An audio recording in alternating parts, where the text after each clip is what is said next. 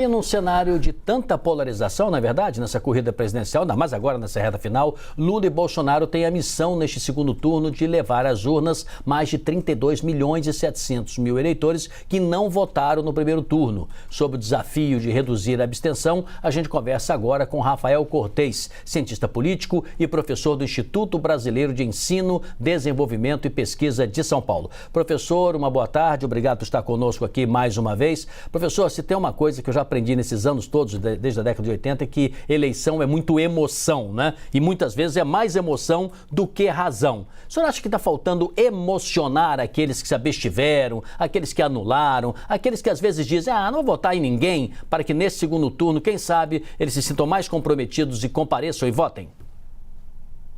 Boa tarde, Sidney, Luciana, todo mundo que está ouvindo a CNN Brasil.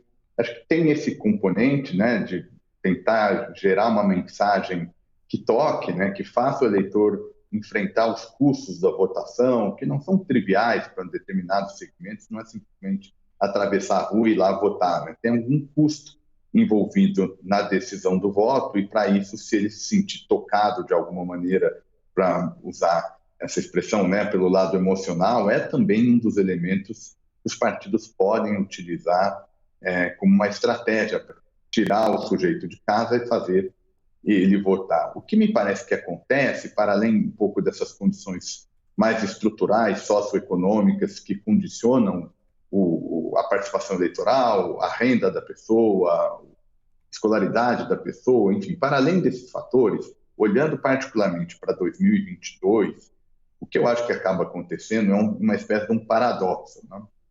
Os candidatos, para sinalizar a importância do voto, eles acabam gerando uma agenda negativa contra o outro muito pesada.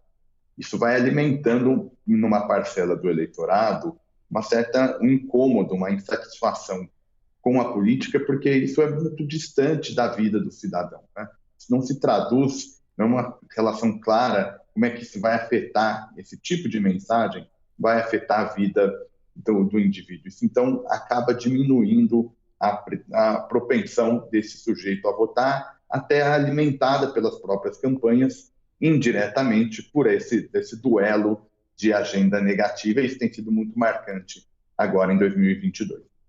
Professor, eu vou continuar nessa mesma linha, porque nós somos uma jovem democracia e é muito comum ouvir entre os brasileiros aquela frase de que não devemos discutir política, é claro. Somado tudo isso aos vários escândalos que nós tivemos, o impeachment de presidentes, um golpe militar nós tivemos também, somado a tudo isso, esse desestímulo à política. Quando os candidatos trazem essa agenda também negativa, como o senhor diz, que é de aumentar a rejeição do outro, eles não acabam contribuindo para esse pensamento de tanto faz, não quero mais me envolver com política, tudo isso é muito sujo, não vou votar? Seguramente, Luciana, tem uma percepção de distância do eleitor com os partidos políticos, independente aí da coloração ideológica, isso é muito perceptível, e aí é alimentado, né, quando a disputa ganha os temas e os tons que tem sido feito agora em 2022, com agravante, inclusive, de episódios com magnitude crescente, com frequência crescente, de constrangimento social, né, em relação à manifestação política de um lado ou de outro. Ou seja, essa radicalização que a gente assiste no âmbito da elite política, em algum momento vai chegando e vai afetando o próprio comportamento do eleitorado ou de um segmento desse eleitor. E aí aquele sujeito que eventualmente não tem uma predisposição para acompanhar a política, enfim, acaba ficando se sentindo ainda mais distante do processo eleitoral e aí muitas vezes não indo votar. Tem um fato também, só para a gente não deixar passar, essa abstenção também tem muito a ver com migração que acaba acontecendo. A pessoa tem o domicílio eleitoral em determinado estado, por alguma razão acaba se mudando e também tem um custo para fazer o voto. Então, ou seja, não é fácil fazer as pessoas irem votarem, né? Quando a gente pega as democracias ricas e mais consolidadas, não tem uma taxa de comparecimento tão alta também, então já é difícil fazer. O que a gente está aprendendo é que essa variação no comparecimento pode influenciar diretamente o resultado final da disputa de 2022.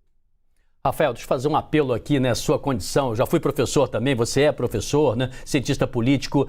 Muitas vezes a gente se habitua um pouco a dizer, essa média de abstenção é mais ou menos assim, toda eleição. Talvez muitos brasileiros não compreendam, né, o processo, não se entusiasmam porque não entendem, dizem que não vão votar, ou que são todos iguais.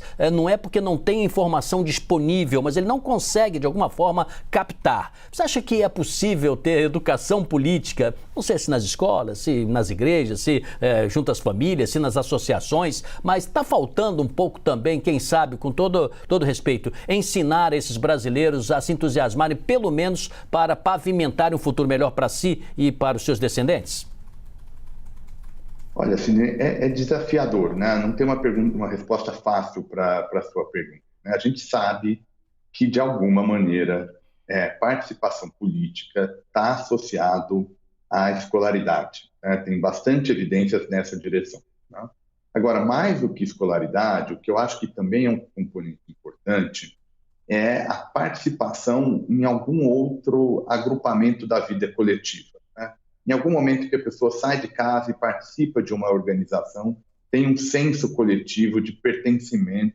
Eu acho que isso vai ajudando a estimular que, para determinadas causas, o sujeito, se ele até quiser melhorar a sua vida, ele precisa estar participando de alguma coisa, seja na melhoria do bairro, de alguma questão bem local, bem localizada na sua residência, seja a qualidade da escola, qualidade do posto de saúde, o que quer que seja, em algumas questões, demanda essa participação coletiva. Então, se a pessoa está pouco acostumada a frequentar algum tipo de associação, é mais difícil ela perceber a importância não só do voto, mas, sobretudo, da mobilização em torno da política.